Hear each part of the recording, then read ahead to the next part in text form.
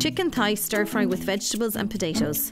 Ingredients: 4 chicken thighs, 200 grams of baby or new potatoes boiled, 1 medium onion thinly sliced, 1 green pepper thinly sliced, 1 red pepper thinly sliced, 3 dessert spoons of tomato puree, half a dessert spoon of Worcester sauce, 1 teaspoon of chili powder, salt and pepper to taste.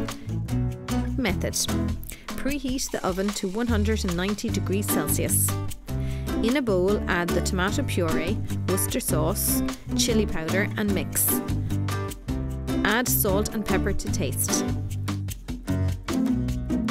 Now add the onions, green and red peppers and coat with the sauce.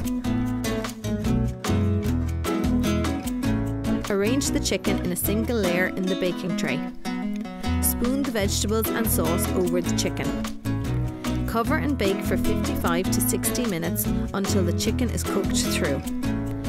In a pot of cold water, add the potatoes. Bring to the boil and cook for 5 minutes until tender. Serve the cooked potatoes with chicken and vegetables.